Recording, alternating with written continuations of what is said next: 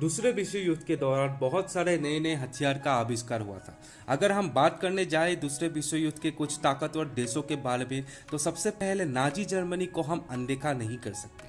हालांकि ये देश हार चुका था, लेकिन शुरुआती दौर में इसी देश ने पूरे विश्व को चिंतित कर दिया था। एडोल्फ हिटलर, एक ऐसा व्यक्ति जिसके नेतृत्व में जर्मन को इस मुकाम तक पहुंचाया था। अगर बात करें आधुनिक तकनीकों की, तो जर्मन के पास आधुनिक टैंक, सब machine gun, fighters, submarines, missiles बाकी देशों की तुलना में बहुत ही एडवांस था। जर्मन युद्ध के दौरान पहला ऑपरेशनल जेट फाइटर का भी निर्माण किया था, जिसका नाम था मेसरश्मिट 262। हालांकि जर्मन जब दूसरा विश्व युद्ध में धीरे धीरे हारने लगा था, तब ये फाइटर यूएस और ब्रिटेन एयरफोर्स को करारा जवाब दिया था, लेकिन इसको जर्मन वायुसेना में आने में बहुत देर हो गया था। तो चलिए आज के मूल विषय के ऊपर नजर डालते हैं, हिटलर के कुछ खास नाजी पार्टी के सदस्यों की। हिटलर को आज पूरी दुनिया में एक कातिल के रूप से जानते हैं, जिसने 6 करोड़ इंसानों को मौत के घाट उतार दिया था। हालांकि हिटलर इस मुकाम तक और उसके इरादे को पूरा करने के लिए कुछ और व्यक्ति भी शामिल थे। दूसरे विश्व युद्ध के अंत पर हिटलर समेत इन लोगों ने भी खुदकुशी करके अपनी जान दी थी। सबसे पहले हम बात करेंगे जोसेफ गोबेल्स की। जोसेफ गोबेल्स सन 1924 में नाजी पार्टी में शामिल हुआ था। शुरुआत से ही ये एक बहुत ही प्रभावशाली व्यक्ति थे। प्रभावशाली होने के कारण हिटलर ने इनको कुछ खास प्लानिंग में शामिल किया था। ये लोगों को बहुत ही आसानी से गुमराह करने वाले भाषण से यहूदियों के खिलाफ नफरत फैलाने का काम करते थे। हिटलर ने जोसेफ गोबेल्स को अपनी पार्टी की तरफ से प्रोपेगेंडा मिनिस्टर का पद भी दिया था। जंग के आखिरी चरण तक गोबेल्स अपनी पत्नी और 5 बच्चों के साथ हिटलर के सीक्रेट बंकर में पूरे परिवार समेत खुदकुशी कर लिया था। आज के इस वीडियो में अगला व्यक्ति जो है वो बहुत ही शौकीन था। महंगे महंगे पेंटिंग्स, खूबसूरत महिलाओं के साथ फ्लर्ट करना और बहुत ही पार्टी किया करता था। यह व्यक्ति है हर्मन गोरिंग। हर्मन गोरिंग पहले विश्व युद्ध के दौरान जर्मन वायुसेना का एक बहुत ही शूरवीर किस्म का फाइटर पायलट था और हिटलर ने इनको वायुसेना के प्रमुख और पूरे सैन्य नेतृत्व को इनके ऊपर सौंप दिया था। गोरिंग को एयर मिनिस्टर के रूप से भी काम सौंपा गया था। गोरिंग एक ऐसा व्यक्ति था नाजी जर्मनी में जो हिटलर के बाद सबसे ताकतवर था। हालांकि इनको जो काम सौंपा गया था एयर मिनिस्टर के रूप से, ये बहुत नाकामयाब थे। हर्मन गोरिंग के लापरवाही के कारण हिटलर अपनी वायुसेना को आधुनिक जेट विमान मेसरश्मिट 262 से दूसरे विश्व युद्ध के पहले चरण में शामिल नहीं कर पाया।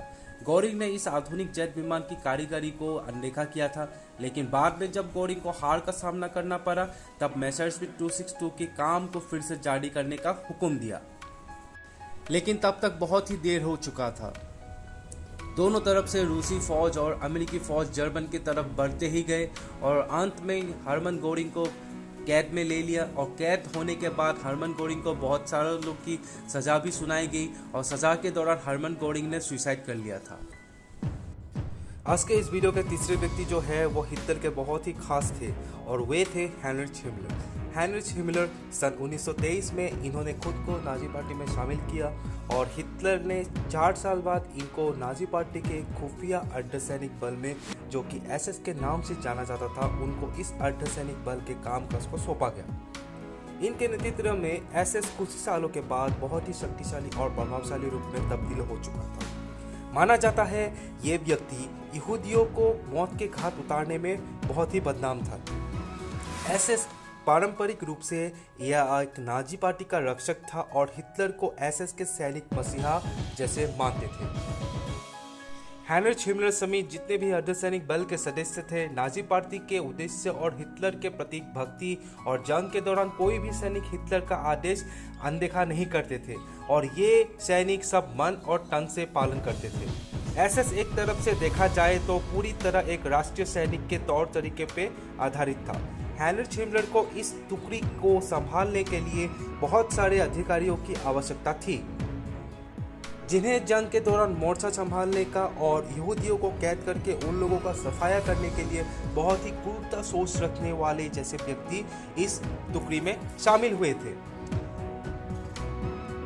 हालांकि हम सभी जानते हैं कि क्रूरता का अंत कभी ना कभी तो आएगा, इसीलिए हिटलर के समय जितने भी डॉक्टर थे उन लोगों को साइनाइड जैसे जहर को बनाने का इजाज़त था।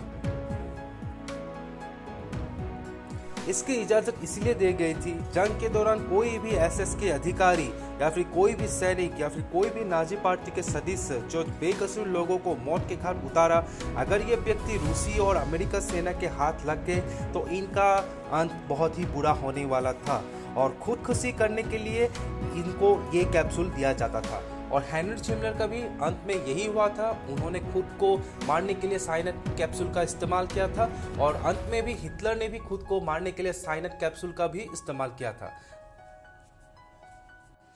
आज के इस वीडियो में बस इतना ही। हालांकि हिटलर के साथ और भी कई लोग जुड़े थे, लेकिन ये 3 लोग सबसे करीबी और सबसे खास थे हिटलर के। सो आज के वीडियो में बस इतना ही। अगले वीडियो में हम फिर से एक नए वीडियो के साथ, नए टॉपिक के साथ आपका ज्ञानेश्वर फिर से आएगा। तब तक के लिए नमस्कार।